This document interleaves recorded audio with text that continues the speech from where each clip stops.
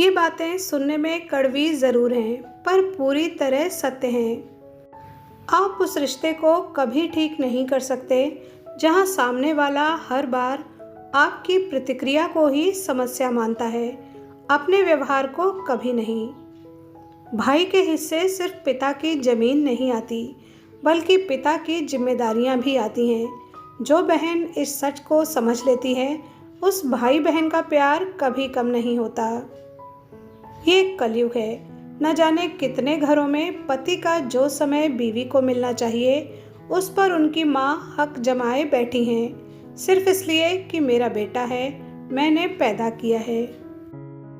उनकी शादियां करवाओ जो करना चाहते हैं, उनकी उनसे करवाओ जिनसे वो करना चाहते हैं, और बाकियों को छोड़ दो तब तक वो पहले अपनी ज़िंदगी जीना चाहते हैं। बुरी संगत कोयले के समान है, जो गर्म हो तो हाथ जला देता है और ठंडा हो तो काला कर देता है। बाप दादा की संपत्ति बेचकर बड़ी गाड़ियां खरीदने को तरक्की नहीं, विश्वासघात कहते हैं, क्योंकि विरासत को संभालना बहुत बड़ा हुनर है और उसे नष्ट कर देना नाकामी का सबूत है। अगर तुम्हारा भाई जायदाद में तुम्हारा हिस्सा खाना चाहे तो उसका ज़्यादा विरोध मत करना। श्री कृष्ण कहते हैं, किसी के पाचन तंत्र में इतनी शक्ति नहीं कि वो दूसरे का हिस्सा पचा सके। स्पष्टीकरण वहाँ देना चाहिए जहाँ उसको समझने वाला खुला दिमाग हो।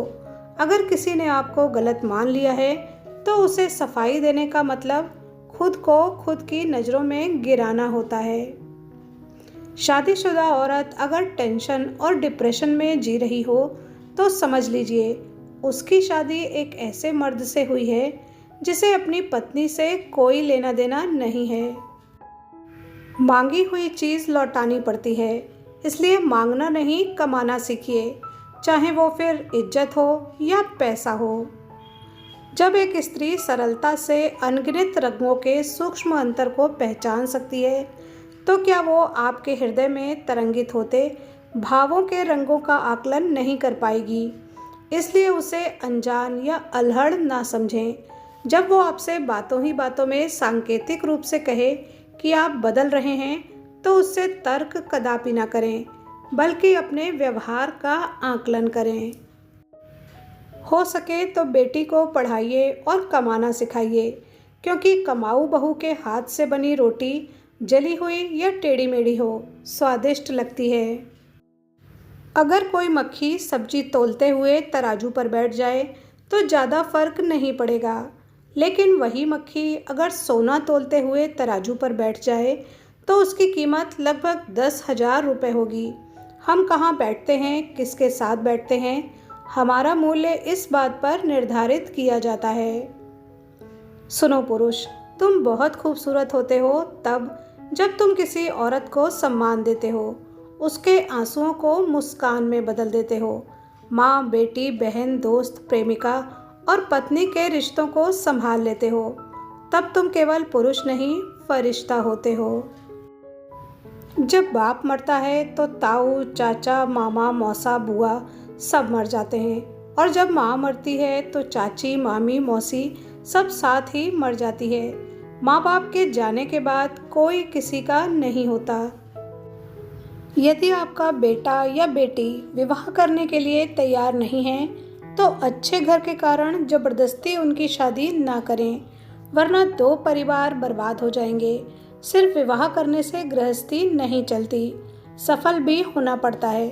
विवाह की उम्र भले ही 21 साल हो, लेकिन अब 30 के बाद ही हो रहे हैं, क्योंकि इस पीढ़ी ने मान लिया है कि विवाह से ज़्यादा सफलता जरूरी है।